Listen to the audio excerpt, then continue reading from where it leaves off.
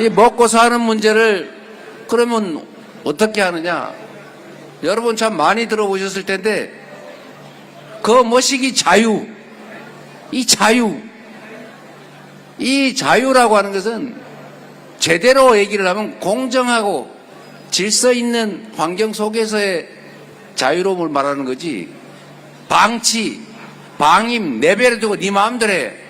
적자생존, 힘센 사람 살고 힘없는 사람 어떡하겠어, 죽어야지. 그게 자연의 법칙이야. 이게 자유입니까, 여러분? 이 자유와 방임을 구별하지 못하는 집단이 있었어요.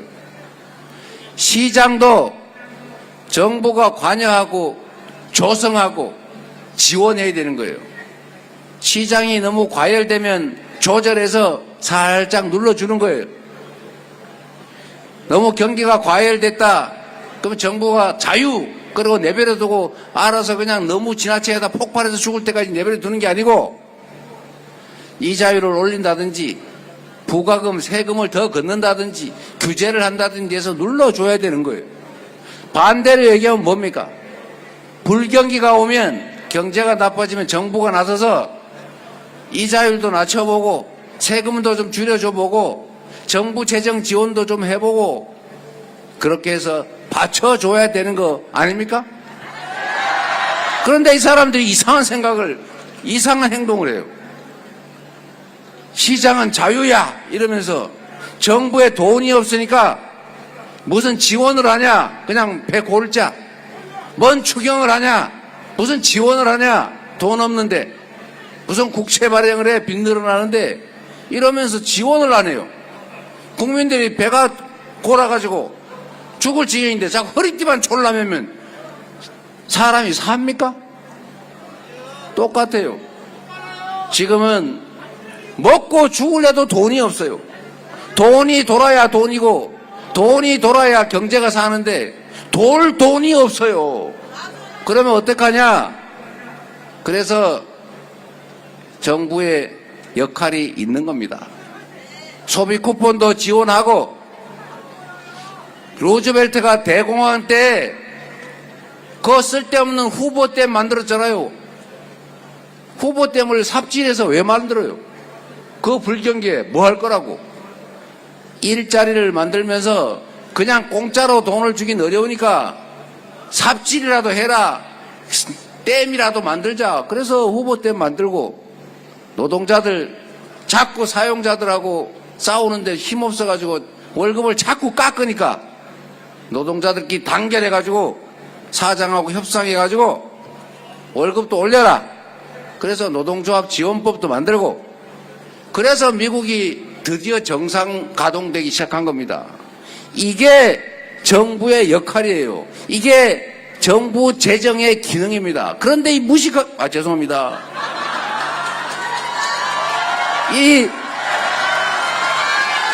무지한 사람들이 경제의 기본 원리를 무시하고 세금을 자기들이 깎아줘 놓고 부자 세금 자기들이 깎아줘 놓고 정부의 재정이 없으니까 지원하면 안 돼. 그냥 참아.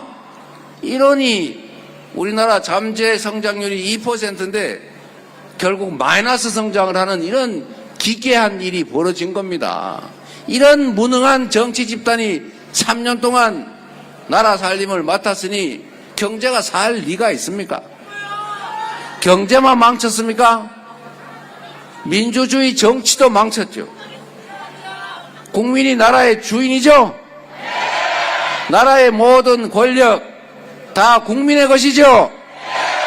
그 권력을 위임받았으니 그들은 왕이 아니라 우리의 심부름꾼 대리인이죠?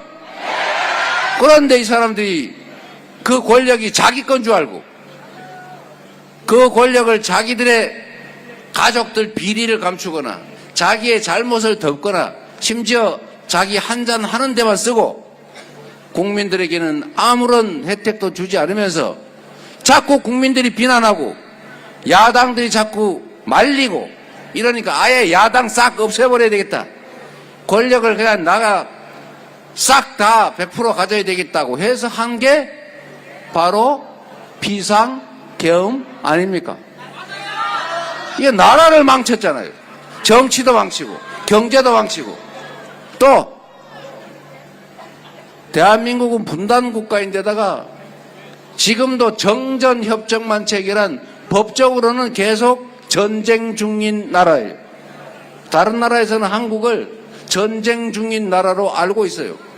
실제로 전쟁할 때만큼이나 많은 군대가 휴전선을 놓고 서로 정말 탱크, 미사일 수십만 합치면 100만이 넘는 군대가 총구를 겨누고 실탄 장전해가지고 쏘기만 해봐라 이러고 저건 눈 부라리고 있어요. 거기다 톡 건들면 전쟁 나는 겁니다.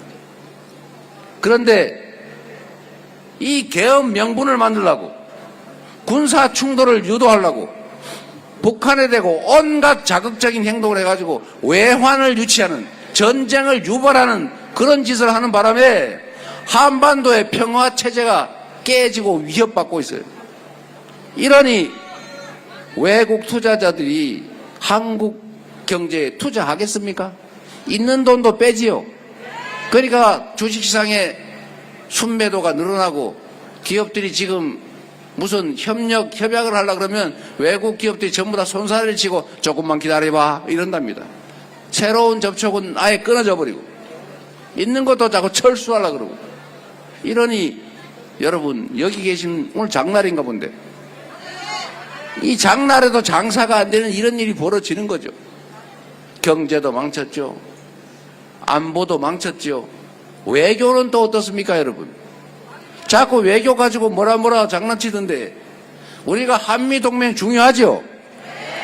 진영 대결이 심화되니까 한미일 안보협력도 필요하죠? 누가 뭐라 합니까? 우리가 일본하고 관계도 옛날에 우리나라 침략해놓고 침략 사실 자체를 부정을 하거나 피해 입힌 것을 인정을 안 하고 진심으로 사과를 안 하니까 사과해라. 누가 돈 달라 그랬냐? 진심으로 사과나 해. 하는데 잘 안 하잖아요. 독도가 자기 거라고 우기잖아요. 이런 거는 문제를 삼아야겠지만 그 외에 뭐 경제협력이나 안보협력이나 기술협력이나 문화교류나 이런 거는 해야 되지 않습니까? 일본하고도 싸울 건 싸우고 이 과거사 문제나 영토 문제나 이 문제하고 정치, 경제, 사회, 문화 이런 것들은 좀 떼가지고 이런 부분은 서로 협력해서 윈윈하고 미래지향적으로 가면서 또 따질 건 따지고 이래야 되는 거 아닙니까? 무조건 찬성, 무조건 우리 편, 무조건 반대 이런 바보가 어디 있습니까? 마찬가지로 우리가 미국과의 관계를 동맹을 발전시키고 돈독하게 하는 거 해야죠. 한일 관계도 미래지향적으로 개선해야죠. 또 한편으로 중국이나 러시아 우리하고 이렇게 가까이 있어서 뗄래야 뗄 수 없는 그런 나라들하고는 적절한 관계를 유지해야 되지 않습니까? 그래서 물건도 좀 팔고 우리 가수들이 중국 가서 노래도 좀 부르고 러시아의 자동차 공장도 필요하면 다시 재개하고 그러는 거 아닙니까? 그런데 한쪽으로 몰빵해가지고 다 원수를 질라 그러면 되겠어요 안 되겠어요? 실용 외교요. 모든 외교의 핵심적인 기준은 바로 국민의 더 나은 삶, 대한민국의 더 나은 미래, 즉 국익이죠. 국익 중심의 실용적 외교를 해야죠. 우리나라 중심으로.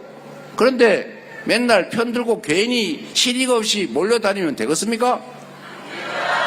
이제 다 바로잡아야죠.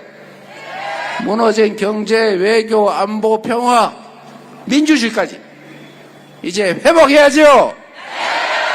다시 우리 먹고 사는 문제를 해결하기 위해서는 다시 성장의 길로 지속적으로 성장하는 길로 가야 되겠죠.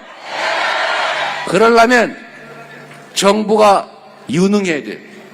정부 권력을 국민과 국가만을 위해서 제대로 쓰는 충직한 대리인 일꾼, 여기 어기구 국회의원 같은 훌륭한 국회의원을 뽑고 6월 3일에는 준비된 유능한 충직한 일꾼을 뽑아야 하지 않겠습니까?